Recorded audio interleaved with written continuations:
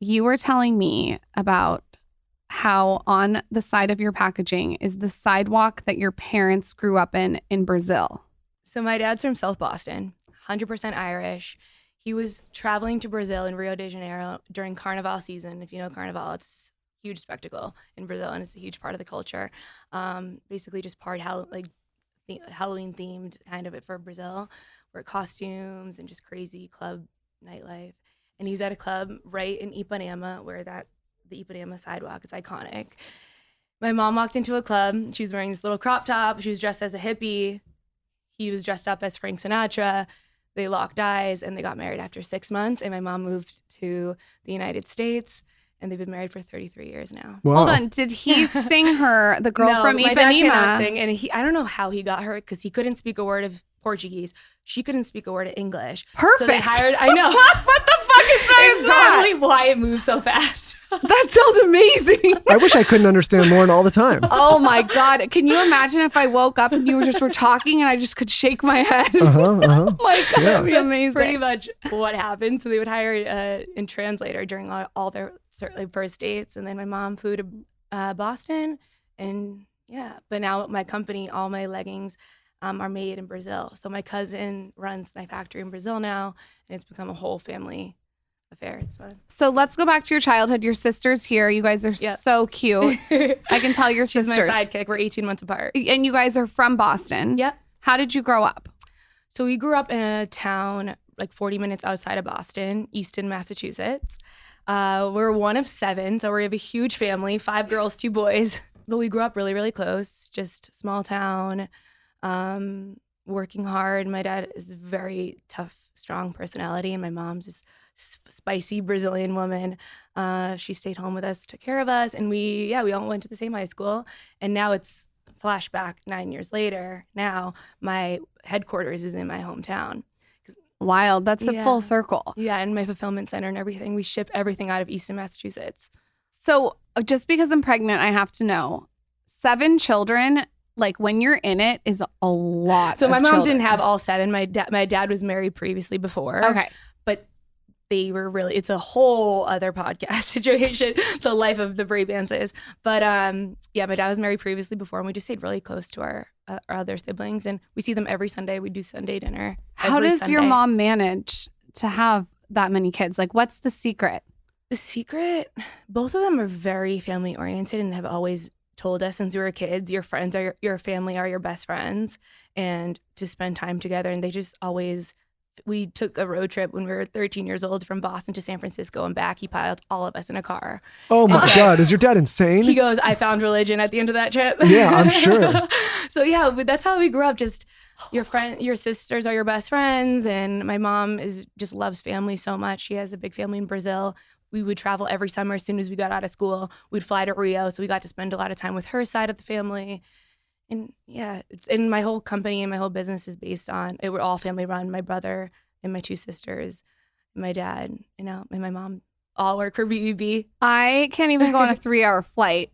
So your dad bundling up in the car. I don't know how he did it. Yeah, and we didn't have, there's no iPads. Like, did he have a lobotomy? Was it like a? It's a huge Suburban with like one of those turtle tops. But it wasn't like a camper. Yeah, it should have been a camper. No, we stayed at 42 hotels. Oh my God! It took him a year and a half to plan. It's probably one of the most like epic stories that we talk about all the time. Yeah, and it just shows like that really embodies like who we are as people. Like we do everything together. Even my boyfriend sometimes gets overwhelmed because he's like, it's the weekend. What do the Brabants have plans? And I'm like, I know, we have to go. It's so-and-so's birthday. It's every weekend it's someone's birthday because there's just so many kids and people. That sounds fun, but boy, your parents, that's a lot of work. It's not for everybody. Maybe there's like something in the ether that made it so your parents couldn't talk to each other right away, so they could like actually find some solitude within the relationship. Totally. We never really thought of it like that, but yeah maybe it was a good thing. Like honestly. Okay, so when did you decide that you were going to launch your company? Like, how did the idea even come to you? So I launched it in 2014, but I was a personal trainer prior to that in Boston at Equinox. And my whole background is in dance. I went to school for performing arts. I dropped out my freshman year because my number one dream was to just be a backup dancer for Beyonce. So I was like, a college degree is not necessary for me to get there. But in 2008, it was very frowned upon. All my friends were going to school. And so I was really the only person that I knew of that dropped out freshman year. I lived in a studio apartment in Manhattan, did an internship. You have to talk about that because I Yeah. think right now we're starting to see the It's light much more common. of people talking about not going to college. Thank God, because Totally. my one regret is like, sorry. Early days of this show when we would say like maybe don't go to school, especially if you have I've to heard you pay for say it and that. take debt on. Like we used to get a lot of pushback. Now I think people are really starting to be like, oh, I want to know more 100%. about how you decided to like break through that with all your friends and the It was judgment. a huge insecurity. I actually was insecure about it until probably 3 years ago. And sometimes I'm still a little insecure that I don't have a college degree, but I'm not. I'm so confident now of everything I've been through, and I know it's the best decision. But at the time, 2008, I just was so sure of who I was as a person. I'm a very disciplined, driven person on my own. I don't know. I was just born with it. I don't really know why, I guess, and from how my dad raised us. But I knew that going on this path of school and becoming kind of conforming to this art that the school was kind of handing to us, it just didn't feel creative. I'm a really creative person. I know it's corny, but cliche, but I march to the beat of my own drum in everything that I do. And so with my friends, I've always gone this way and they've always gone that way, even through high school. So right away, I just said to my dad, I'm dropping out. He didn't speak to me for a little bit. And I was so ashamed to even come back, like on Thanksgiving when all your friends come back from school and all the parents are like, oh, how's school? How's this? I didn't even like to go to parties or associate with my high school friends because I felt like a failure, even though deep down in my soul, I knew I was doing this for a greater purpose. I wasn't just gonna sit on the couch and be a loser and not build something for myself. It made me feel like now I have something to prove and I'm so hungry and I can't fail. So now my option is literally I have to win. It seemed like you were really affected by this. You didn't even go to parties. No, I did. I wish we were friends. well, you know what's interesting is Should like have moved to San Diego. I think about would've this loved to. sometimes periodically, especially as we talk to young people, and not young people when I say people getting ready to go to school. And, for the longest time, our parents' generation, like that was the path to success, right? You go to school, you graduate, you go to college, and college enables you to get a higher paying job, right? Like that was the new norm. But that's changed so much, and so many of these curriculums have become so outdated that a lot of times you go through the school system and you're actually not prepared for what the real world, life. the world we all engage in. How we actually hire and work. Like you're not ready for it, right? You don't even look at when you look at a resume. So out of all the people that work within this company, I don't know where one person went to school. I love that. You said Not that one on a idea. podcast, and I loved that about you, both of you, and the way you are with, supporting entrepreneurs. But Well, it's not to say, I mean, like, I think that if you go to a good school, like, it's so important. well, it could be good, right? Like there's a lot of things that prepare you, but there's also a lot of that system that sets you up to think in a very kind of like, this is the only way to do, narrow-minded thought path. So I encourage all of the hiring managers here to disregard school and make it more about the person and their skill set and their drive. And their experience. Like for me, dropping out of college and feeling like I was so low and I felt like I felt really lonely. And I think there's stages in your life as an entrepreneur, you always feel a little lonely because you're doing something that no one else is doing. And if you can't have people around you that you can relate to, it just is isolating. But for me, dropping out, it brought me so low that I had so much room to grow and I had so much room to build myself up slowly. And even though I didn't realize it during the time, like as I was doing it, my energy was driving me to meet new people, work at random restaurants in Manhattan. I worked at Saddle Ranch for 2 years. Like I slept on a couch for 3 months and I had no car in LA. So I was taking public transportation until I got like chased out of the train station in North Hollywood and I had to like run into a Panera Bread and I called my dad. I'm like, I think I need to get a car. So Hold on. You lived on someone's couch for 3 months. Yeah, probably a little bit more than that. Is this while you're building your company or before? Oh, no, I was 19. You're 19. Yeah. So you live on someone's couch. How does that go? So I was a dance friend that I met while I was doing an internship at Broadway Dance Center in Manhattan. She was originally from California, so she just moved back after the internship was over. And I said, oh, hey, my dream is to go to LA and be a backup dancer for Beyonce or, Ariana Grande, whatever. could I just come out and just try it out? I'll just go on a few auditions, thinking that I was going to fly out there, go to a few auditions. Genuinely, it was very naive of me. And I thought I was going to get booked and I was going to prove everyone like, hey, I am a backup dancer. Like my dreams of being a star is happening. I proved you all wrong. And that's truly what I felt when I went there. And it actually, the exact opposite happened. I didn't book a single job. I spent more time working as a waitress because I couldn't even pay my bills.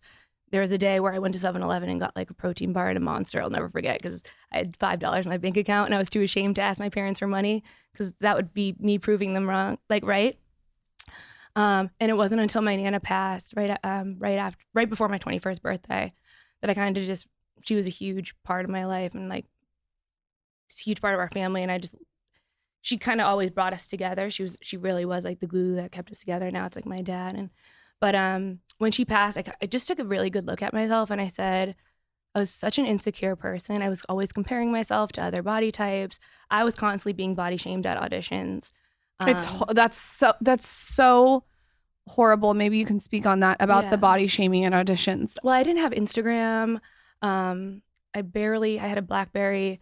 I'm 32, so I when the dance world, you couldn't just post a TikTok and go viral. You really had to be good, but you also had to make connections that for me weren't the right way. It's not how I wanted to get. What do you mean? You had to suck penis to what does that mean? Without being actual, but yeah, I don't know. I like you have to give us a peek into the audition world. Oh, why do you always go to the darkest places? I love it. Because that's what is that what you're saying?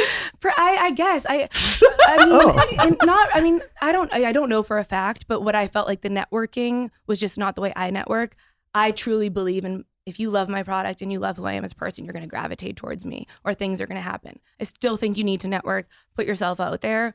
But in the dance, it was just too cutthroat for me in LA. I just didn't fit in. The audition process, when I was like 21, would come up here and try to book modeling jobs. I remember this. Brutal. And it's brutal. I only had a little cattle calls in like 7-inch heels. It's brutal. You're changing outside. In your car. Oh my god! You go in. There's all these girls. The girls that you're up against are like the most perfect and girls from every town. You got every single town's most perfect girl in one spot, and then you have to like stand like meat in front of these people. Exactly. Thank God. For me, I never was like modeling's my that's what I want to do. Mm-hmm. I just kind of was like let's pay the bills. Yeah. So I wasn't as like attached to the process. But you do see girls like crying in the audition room. Oh, it's awful. It's so catty. The woman whispered in my ear like, "You're not going to fit the costume. You're too big." And I was with so many people, and the first thing I thought of was like, I don't want anyone else to hear me. I'm so embarrassed. It's brutal. I can handle it, but like, did anyone else hear it? Because that was the most embarrassing thing. And nowadays, I'm so happy that there is more body inclusivity, and I don't know how. I don't know. I haven't been in the dance world in 10 years, but yeah, it was really intense. I just felt like it's the same thing as why I didn't love college for me. I also didn't love the dance world for me because your future's in the hands of someone else. You in a box. Some random I couldn't be person. creative. I couldn't freestyle the way I wanted to. I couldn't dance to the song that I wanted to. It had to be the artist choosing what I did. And for me, I started to realize I have much more than just to be a backup dancer. I want to be at the front of the stage. I want to be in control. What's so great about now in 2022 is you can, like you said, you can go online and you can be the creator of your own future without having someone who is like a movie producer telling you if you can make it or not. Exactly. You have the power to make what you want out of it, however hard you want to work. It's amazing. And it's a huge thing. Like even when I started Booty in 2014, I had 200 followers. I had never had a personal Instagram, which is like something I've been growing into. Booty by Brabants is like my personal and it's my brand. And I know when you switch like Lauren, right away I was like, oh my gosh, I want to do something like that. But my platform when I first started, it was really just through my classes. Like I didn't have that platform or that place to connect, and it just slowly grew. So after you decide that you take a hard look at your life and what's happening, and you decide to launch an Instagram account for dance, not for your product. No, so for the product. So when I moved back from LA, I said, I don't want to dance anymore. I want to do more. So I became a personal trainer. And it was truly because I loved making people feel good. Even through dance, I remember performing and just, I'm such an energy person. And I can tell when people are happy. I can tell when they're sad. And I felt through dance and through my movement, it really, like, I could connect with people. And then with personal training, I could relate so much to body image. I was so fucked. I don't know if I swear, but my mind. Why were you so fucked? My mind, I looked at myself, and I still kind of do. I'm working on it with my therapist, but I would look at myself like completely different than the way people would look at me. And it's taken me a long time to truly love the skin that I'm in. But I also think that that's one of my best qualities, because I can relate to all women. And when I train them, I can feel their insecurities, and I can help lift them up and give them compliments when I know they need one. And through my classes, I'm able to really use my struggles and my insecurities and my things that have held me back. I can use that as a way to help others, because I can feel it. If someone's out there and they're struggling with body dysmorphia, how did you, I don't want to say get over it, but how did you like see the light?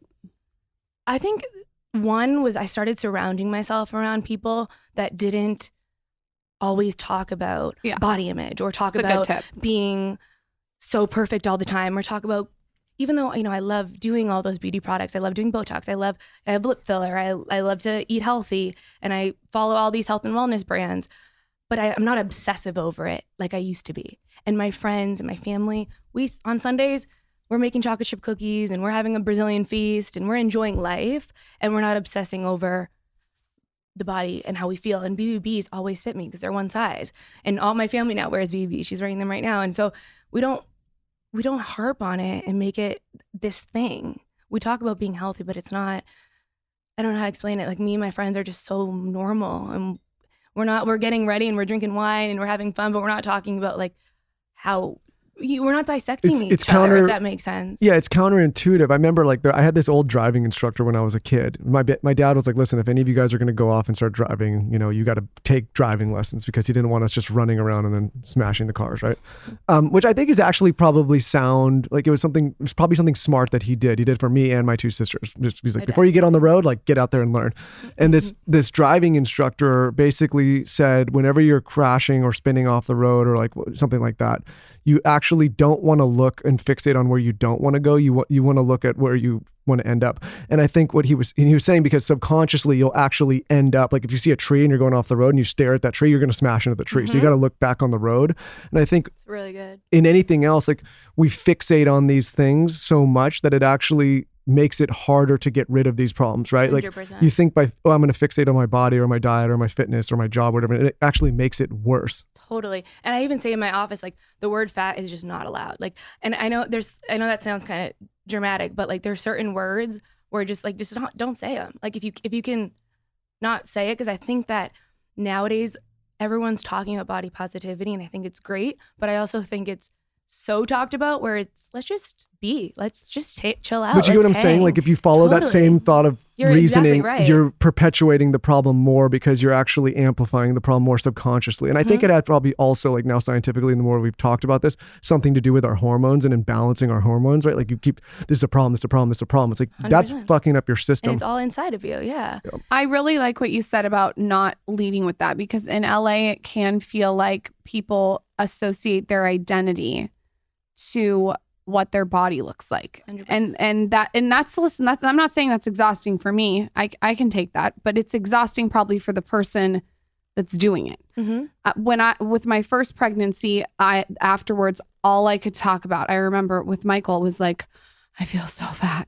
I feel so bloated. I feel so puffy. I just fixated on it and talked about it. And this pregnancy, I've gone into it with like, my body knows what it's doing. I'm going to be just fine. The difference is exponential. So I really like what you just said. Yeah, I think it's so important. And trust me, I have days where I feel so bloated and I'm about to do a photo shoot and I feel so insecure and I don't feel confident. But it's all my mindset. I'm really good at shifting my mindset because I have performance anxiety, and it's something I've had my entire life. When I'm about to be on camera or I'm on a stage teaching a class, wherever it is, I just snap into, it's not about me, it's about them. It's about the people who are watching me. It's about the people who bought a ticket to take my workout class. It's about the listeners who are listening to this podcast. So whatever I'm dealing with, that's the work that I have to do on myself. But I'm good at snapping into this mode of, it's all a mindset. And then after, I'll be like, oh, wow, I feel so much better. It's almost healing for me too. I think that is such good advice. Tony Robbins just said whenever he goes on stage, he says that people's biggest fear is public speaking. It's like one of the biggest fears. And he said if people would just understand it's not about them, it's about the audience. Really? He literally said that in different words. I love that. Yeah, He's he said the amazing. same thing. So that's really cool. Well, he says as soon as you stop focusing on yourself and you start focusing on them, you'll stop thinking about yourself and getting so anxious and nervous and Totally. amping yourself And, up because you're not yeah. thinking about yourself And anymore. It's so important. And you guys do that so well. That's nice. You really Thank make, you. I just feel like you make your listeners so engaged. I've listened to every single podcast, and I'm not just trying to flip the interview, but you really do know how to make it about the speaker and also who's listening. You guys care so much. And that's why I was so excited to be on here. Thank you. That's very, very nice. No, I'm serious. So when you decide to launch your brand, talk to us what the before chunk looked like, because imagine there's people out there that are listening that want to launch a brand, but they don't know where to start. I mean, you've created this huge thing out of nothing. So what did the before part of that look like? So the before part was basically I was a trainer at Equinox, and my friends who were 23, 24 at the time, my age, couldn't afford to do personal training at Equinox. It was too pricey, but I was learning a lot and I was getting really, really fit. And all of my friends would ask me, what am I doing? How's your butt look like this? And I was like, a little genetics, but this workout. And so I would train them just on the side for fun, or we'd work out together. And I always, in a way, knew I was going to do my own thing. I just didn't know what that was. And I say that in a lot of interviews. I knew, like, what's happening now isn't surprising. I just didn't know what it was going to look like. So I would train my friends, and then I said, oh, why not do like a group exercise class where I can bring all my friends together. They can pay $5 and we can work out in a room for 1 hour. It'd be a dream because it's like my dance background and my fitness, my passion for fitness fused into one thing. So I called it Booty by Brabants. And at the time, everyone thought it was so corny. It was before J-Lo came out with the song Booty, and Booty's really taboo. And I've still flip-flopped on the idea of the name, but it's just so authentic to me. It's really who I am. The name's great. I love the name. Own Thank the you. name. The name's amazing. Oh, I own it. My nickname before I had the company was Booty. Everyone would just call me Booty.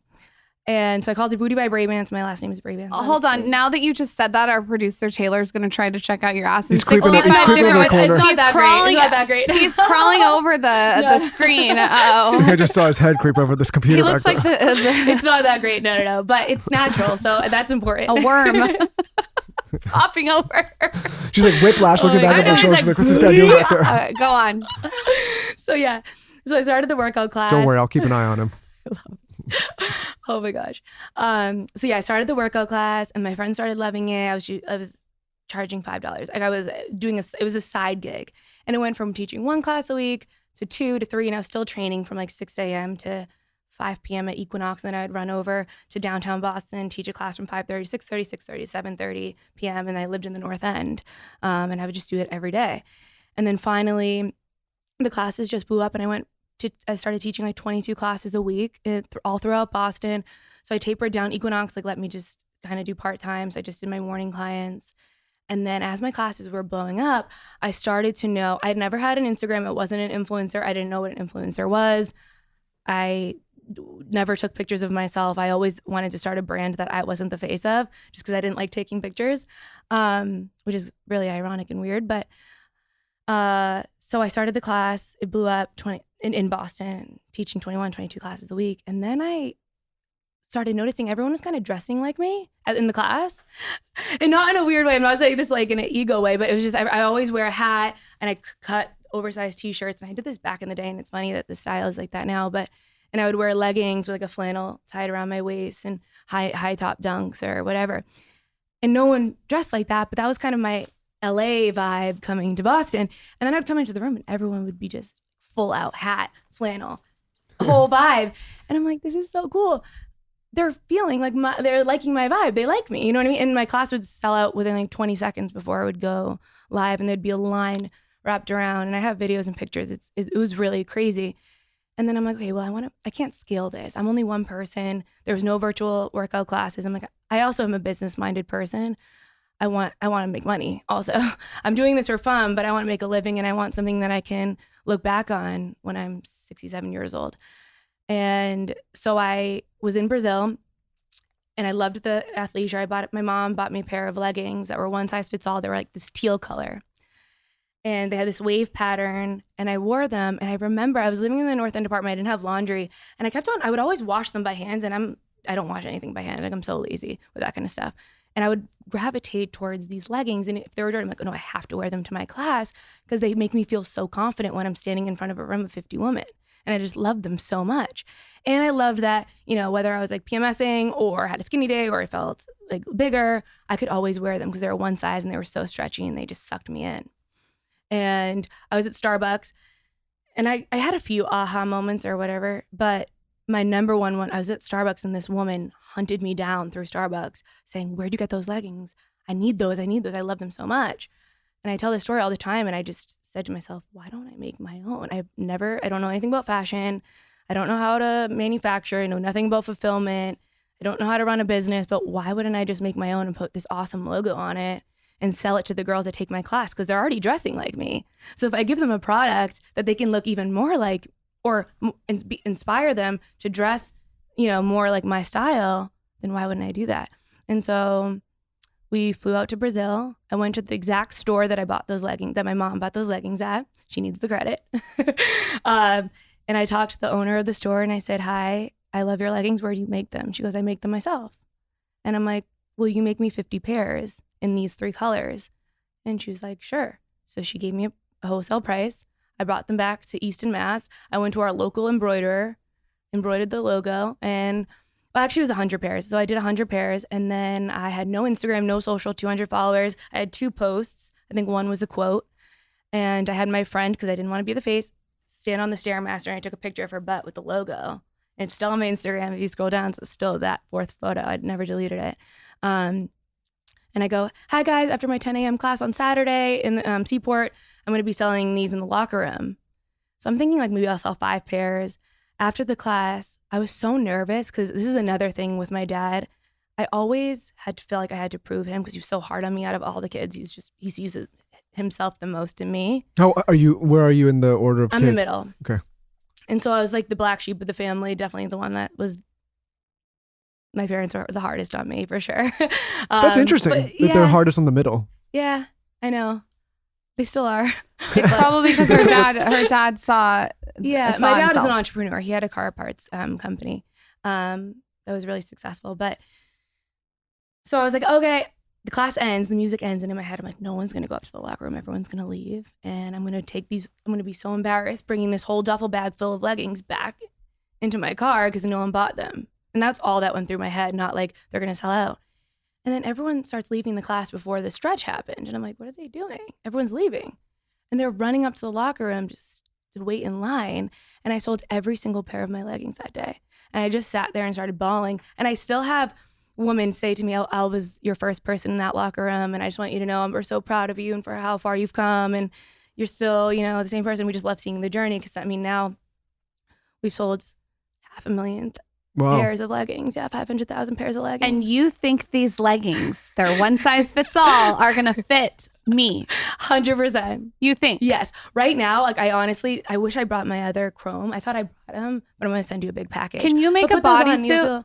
I have a bodysuit. I need a bodysuit. I'll send you a bodysuit. And I'm working on so many amazing products you're going to love. Just really comfortable bras, oversized t-shirts, great stuff for pregnancy, and a maternity collection. Oh, I can't wait for that. You know what's funny? There's like a couple themes that pop up, or like I would say like little like gems that pop up continuously on this show for people that have been listening a while. And it's, we've interviewed close to 500 people now, and so many different entrepreneurs. And what we find is the best products, best services, they always start with that person, that founder, that creator feeling a need for themselves, right? It's like always, I think so many people, they sit around, they're like, what's the idea? What's the brand I'm going to create? But and they bang their head against the wall, not being able to figure it out. And the stuff that really works is when you're filling a need that you yourself need to fill, right? Like even like obviously Lauren's got the ice roller, which is she had a need, she had this jaw surgery, you had this story. But even selfishly, like if you even think about Dear Media, this podcast business and company exists because Lauren and I, when we were doing the podcast, didn't find a service or a company or a partner that could do what we wanted them to do. So I was like, okay, well then we'll just create it.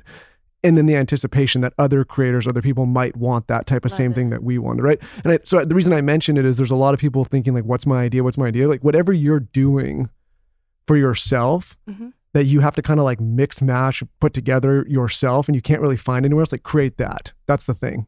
100%. And I have so many, my dream would be to be a motivational speaker when I'm older and I can't do burpees and all my workout classes like I do now, or have some type of podcast, because I have so many young entrepreneurs or just young professionals that look at my journey and really want to, mimic that or do what I'm doing. And I always say, like, I never did what anyone else was doing. I didn't have anyone to look at. I made my own path and my own journey. And then along the way, there was so many resources that I clung on to, whether it was my dad or other people that I, were in the business that I would call and have lunch with, and I would just surround myself around like-minded people. But for the most part, I created my own journey. I just went headfirst and made so many mistakes, but I went from my soul and I let my passion drive me. And I just don't know if you can't have a successful brand or business if you don't have this passion that drives you when you wake up in the morning, and this fear of failure. Now it's like the whole thing is like everyone's a winner and like, it's okay to fail and pick yourself back up. But that's not my mindset. Failure is just really not an option. Now my whole family, are employed by BBB. My family in Brazil, we employ 120. The stakes are higher now. In Brazil now, and I meet them and I have lunch with them, and they're real people. The stakes are higher, but also as like for Kelly Brabants, for who I am and my reputation, like there's just no. Well, there's people relying on you now. Yeah. And I'm relying on myself to not fail. Like I don't want to mess up. I want to, and I'm okay with failures here and there. Of course, they make me stronger. Most of my journey has been a failure, like mistakes. But in the long term, you really just have to have this confidence that you will do anything to win. One size fits all. So talk to me about that, because that's unique and different. And you're also launching a plus size collection as well. I launched it 3 years ago and it's very successsul. Yeah, it's been growing. You already have it. Yeah. So okay. It's curvy. It's the curvy collection. So is the curvy collection one size fits all as well? Yep. So our slogan is numbers don't define us. And it goes back to my phobia of trying on jeans back in high school. And I just hated that I would go from a size 24 to a size 28 or 26. Even now, and it's such a topic that I wanted to hit on because I hope that it resonates to whoever's listening. About a week ago, I'm in a new relationship. It's like the whole love weight thing. I've put on a few pounds and my jeans from last summer, they just don't fit me. And I was so discouraged. I was like, you know what? We were going to brunch and I'm putting them on. I was so upset. And I'm like, no, I'm better than this. I'm taking them off and putting on my BBs. Like I'm putting on my leggings. I'm sorry. I know like my boyfriend only sees me in leggings all the time and I tried to put on jeans. But it's just these, I put them on, they slide right on no matter what stage of life I'm in. And it makes me feel so good and secure that I just want people to feel that way. And I think that the numbers thing was something, it's very challenging to create a legging that is so universal. So the production and the amount of silhouettes that I go to Brazil 4 times a year and work on just a million samples and silhouettes to make sure that it really does. Because when you're saying it's one size fits all, you need to make sure it's one size fits all. And we've had an amazing success rate. It's like the modern day sisterhood of the traveling pants. It's funny because you sent me a pair and I looked at them and I was like, I'm not going to be able to wear these right now because I'm pregnant. And I put them in my drawer and like saved them. But you're telling me you think like it's fine. 100%, yeah. And you sent Zaza some, you guys. She has little baby leggings. So cute. I need to send her the pink and all the cute like little green colors. You know what though? Her colors are not neutral. As pink. Because you're more neutral. That's why she's more neutral. She wears a lot of neutrals, like baby blues and she like depends her mood for the day. She's so cute. So I want to know, because I think I would get in trouble if I didn't ask you this, what your wellness practices are in the morning, in the night, what you gravitate toward food wise. Like, what are the things that you have in your toolbox that you think make you feel really healthy? The first thing is sleep. A lot of entrepreneurs and business owners, I think people preach like not, being up at 5 in the morning and working all day long. Now I think it's so refreshing to see that people are taking care of themselves, because self-care is huge for me. I have to have 8 hours of sleep. I need to sleep and wake up, have my coffee. I drink tons of water. It's obnoxious how much water I drink. And I get lymphatic drainage massage twice a week. And it's like a non-negotiable. I go at 7. It's big in Brazil, huh? It's huge in Brazil. Yeah. And so we were like raised on that being something very important. So I get a lymphatic drainage massage in Boston twice a week. I go to my chiropractor once a month. But for day to day, I wake up 7 o'clock, which is late for most people. Think I'm up at like 6, but my days are long because I teach night classes. I wake up at 7, have my coffee, I have to just like sit and chill. I'm not a big, I want to get better at meditating. I want to do all those things, but I'm grinding right now and I don't have time. I wake up, I'm looking at my phone as much as that's not, the best thing, but I'm looking at my phone, answering emails, answering texts. My whole team responds. I just constantly have to be available once I wake up pretty much. Then I go to the gym, I go to my office and I have a smoothie. I'll have a lettuce wrap, which is like chicken and pineapple, or I'll just have my smoothie and I just work all day, like meetings and meetings and meetings, just nonstop until I have about 30 minutes to quickly freshen up my makeup. And then I jump on camera in my virtual studio and I do live classes online. What did your company look like when it started compared to now, growth-wise? So my company was in my apartment in the North End for a year, and then it moved to my parents' basement. And then once we launched Shopify December 5th, 2015. It was like about a year of doing it in my apartment in my parents' basement. And then finally, once we got to a point where like, okay, I can hire my brother. So my brother quit his job to help all fulfillment. Shit, you have like 6 siblings. I'd be like, you're doing this, you're doing operations, Oh, you're my doing dad. manufacturing. Can you imagine if we had 6 siblings? Oh, my to dad's just like delegate? the coach. My dad's like, all right, team, you're doing this, you're doing that. He says he's like the Bill Belichick. How many kids do I need to have to get this business fucking started? God. Oh, he's my dad's not dumb.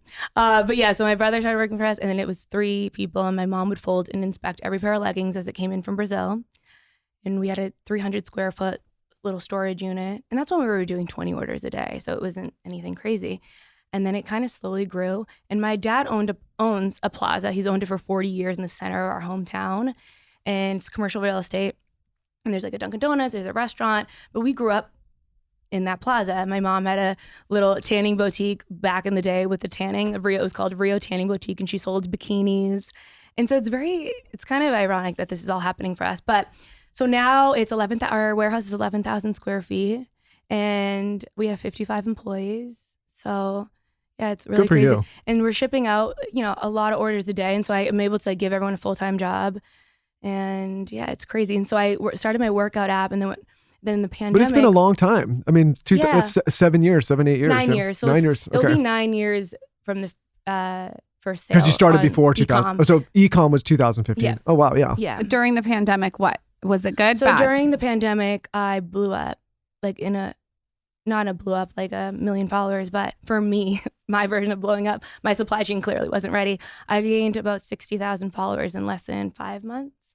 Because you were doing organic, 'cause virtual workouts. And I was just in my apartment, and I had so many people on my payroll, and we weren't for about 2 weeks. All my stores, so I have brick and mortar stores throughout Boston and Linfield, Massachusetts, Legacy Place. I had a store in the Prudential Center in Boston, and all my stores closed down during COVID, and online sales just for like a week and a half just plummeted. And I think it was just people were nervous. I wasn't posting as much, and I see the direct sales when I'm posting and I'm active. I see the sales, so I'm very engaged with my customers. So we sat in a conference room. My dad just looks at us and goes, "Kids, just know for the next 3 months we're not going to have any sales. So we're gonna pay everyone." And luckily we've done well, and we have enough cash flow to make sure no one gets a paycheck. So I paid every single one of my employees through the entire pandemic, even my store employees. But then the sales must have gone up because everyone's sitting around in their So leggings gaining weight. So and we March gotta like 27th, tighten my life things. like completely changed, Okay. which is really interesting. I went on live and I got 2,000 people to view my class. I dropped something on April 7th and it sold out in minutes. We did our biggest sale day to date in less than 2 hours. So it changed the game for us. So yeah, like I get so like nervous talking about it because people think that I was an overnight success. And then when the TikTok leggings came out way after that, they were stealing all of my photos. Yeah, the whole TikTok trend happened Hold after on. this. Michael I'm doesn't jumping all around. Michael but doesn't have context of the TikTok the scandal. texture leggings and the whole like booty I had a lot. Hold I'm not on. even Wait, gonna yeah, talk about it, tell us I what. consider myself a well-rounded person, Yeah. but I might be a little Okay, we're lost talking on this about one. booty leggings You here. tell him about the What if I TikTok. came in and was like, "Listen, I knew everything about it," and I was just like, "Let No, me I tell like you that what you happened." don't. Well, I know about that scandal. You do know a lot about housewives. But wouldn't it be kind of alarming if I came in and was like, "I know everything about that scandal"? the cellulite reducing leggings. But I mean, I don't even want to give light to it that much because it's so ridiculous, but I think you can relate to it with this ice roller. You have such a great quality ice roller, but there's probably sometimes people that are like, oh, I can get it for $5 on Amazon. People are trying to basically rip it, make then a cheaper get it version. for $5 on. Yeah. Wait, this is. And so people with me, they're like, my price point. I'm like, well, no, everything's no. ethically made. You don't Listen, have to here's defend what that. I don't. Here's what I used don't. to do. I didn't even address it Don't one time. justify that. My strategy. I love So her. this is vintage, but I ran, and we still like have control of this business called JetBed, and this is like a side business. But we make You're beds. full of like the vintage nostalgia. but because it stories reminds me. today. No, because trust me, this is a relevant story. So This is when I wish it was one of Lauren, those can you things. shut I up? know, but Okay, one of can you those just things shut where up, Lauren? I didn't understand you, so I could meditate. But go tell her on. block Lauren's mic. Tell I've her heard this tell her to one. shut it down. So, anyways, watch out, people yell. He told her to shut up on the air. Anyways, so we made this product, and it was considered a higher end product, right? Like so it was a niche of customers that could afford it. It was obviously people that are flying in private aircraft, but there was competitor products that came out that were much cheaper, manufactured not nearly as nice, and it's fine. Like that, I think there's It always happens. Oh my gosh. and that's fine. Like there's a place. Like I always say, like there's high, medium, low. Like there's price points for everything. By the way, if there's not a price, then I'm doing something wrong because no one's trying to compete. Side thing, in pricing, you don't ever want to be in the middle. But anyways, keep going. Right. So we get into a whole business podcast. But yeah, people would come to me and be like, well, why would I ever buy this? There's a competitor that's so much cheaper. And I'm like, listen, of course, you want to buy the cheap shit, go buy the cheap shit. You want to buy this? Get what you pay for. Yes. Yeah. And so like, I think it's funny. Like there's always, like we get the same thing with the ice roll. It's like, oh, I can get this on Amazon for $5. Like good, go buy the cheap, It's shitty nothing. Amazon I one. packed this in my suitcase and I did it this morning, literally. And I said to Liz, I'm like, I can relate in so many ways what you're doing and how much love and like attention you put into your packaging and the way it's made and the way you market it and your photo shoots. All of that costs money. Like Well, it's like they have everything that I cheap do food to too, make right? this product amazing, it costs money. I can't spend $19.99 for a pair of leggings. That's what they sell on Amazon. But listen, And I you said, could go get to what you pay for. McDonald's, right? You're not buying into a community. You're not buying into a brand. And that's what I would take that. I would buy from a brand, a community, something that actually has purpose, someone that is thoughtful with their packaging, the way they communicate to their customers, that rather than just buy shit leggings from Amazon. There's nothing wrong that with are gonna be creating see-through and rip in 2 premium days. products that reflect that price. I mean, people, and this is where consumers have the choice. Like if you want to buy something less expensive or more expensive, and it's not, I think we got this weird place. Like everything has to be affordable for everybody. It's like, no, you can create a really quality product that may cost you a little extra to make. And like, yeah, you're gonna have to spend a little bit extra coin to get it. Here's my thing too. Go buy the cheaper ice roller on Amazon. Go buy the cheaper Botox. Go buy the cheaper legging. But you're going to end up spending more in the long run. We say it every because if you get cheap Botox in your face, you're going to have to go get it fixed. If you buy a cheap product, you're going to probably, if you love it, end up buying the more expensive. So my thing is like rip the Band-Aid off. If you really love it, invest the money into something that's really worth it. And just not spend an extra 10, 15, whatever the extra is. 100%. And I think it's so important for like any people that want to start a business that are listening to not just slap your name on something. Don't just white label something, because it resonates through. Your customers can know if it's thoughtful, if you put energy into it, if you love it, if you've spent all your time and your energy and your money. I reinvested all of my money to better my product. Every single year I put it into my product.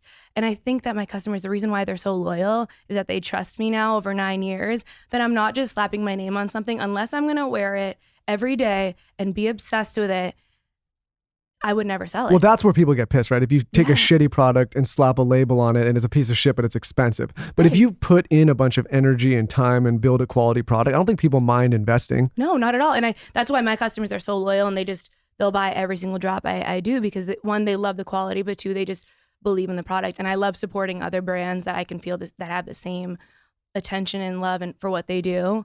It's just a different thing. But yeah, so with the texture and the leggings in Brazil, through the pandemic, we opened up a second factory. Wow. Yeah. That's so cool. They slowly just make BUB. And so yeah, we grew a lot. And then during my virtual classes, everyone was asking for an app. So I started an app and I started an energy drink company. You are busy. Body by Brabants. Yeah, it sounds busier than it is, but it really is just a lifestyle all-in-one toolkit, like you always say. It really is. It's the leggings. It's the motivation for me. It's the workout that I give. It's the it's the connections, the friendship that I give my customers. It's the great product. And then now with this natural energy drink, it's a whole lifestyle brand to really, you can drink the water while you're teaching classes, while you're seeing me wear leggings, and you can wear them too. And we're connected in that way. It's stuff you're doing regardless. I'm doing it regardless. And I'm like, I'd rather just give you a better product, because during the pandemic, I was using another powdered supplement, and it didn't have stevia. It had the sucralose, and it was something that my nutritionist was like, do not have anything with sucralose. And so, and I just wanted to start another business because I made a great return on my, during the pandemic, I made good money. And instead of just letting it sit there, I was like, let me start another company. It's fun. I have a blast branding and doing this kind of stuff. If our audience was going to start with one piece in your collection, I'm going to go ahead and recommend, just because where I'm at in my journey, the black legging, because I'm looking at it right now. I'm feeling it. It's great quality. Where would you tell them to start? Or leave them black. Okay, yeah. Yeah, and I would say if you're listening to this and it's warm, my sister is right next to me. She's wearing the Croco Skin black bike shorts. There are top 5 products. Every woman who wears them, they're obsessed. So the Croco Skin black bike shorts, the Croco Skin leggings, but my favorite are the chrome graphite. I didn't pack them with me. They're my number one workout. So if I'm taking a Barry's class, if I'm teaching a class on stage or a big event, I'm always wearing my chrome graphite leggings, which is black, super high waisted. I'm going to send them to you because you're going to love the stretch on them. They're shorts or leggings? Leggings. Okay, I think we got to wait a couple months for No, shorts. they're leggings. Okay. But Croco Skin is our it's our trademarked pattern, and we have it in like 50 colors now. I think what you're doing is so cool. Thank the way you. we got in touch is because the Skinny Confidential community, and probably a lot of your community, dropped into my DMs and was like, you have to interview her. I can see why. Can we do a giveaway? Of course. Okay, let's do a bunch of your favorites. Like, can you make like a favorite? Yep, I'll make situation? a favorites with all the and I'll add the energy drink. I'll do the water bottle. I'll do all my workout bands that I actually just made. I love it. I'll And make a then whole little can workout we kit. include the pants that I Of like? course, we'll do Okay. all of it. Well, I'll give you this. Okay. But I'll do a whole thing, and we can just ship it out from Easton, Mass. All you have to do is follow. Tell us your Booty by Insta. Brabants. Tell us how to spell it. BOOTYBY, and then my last name is Brabants. BRABANTS. Perfect. So all you have to do is follow, and then let us know your favorite part of this episode on my latest post at Lauren Bostick.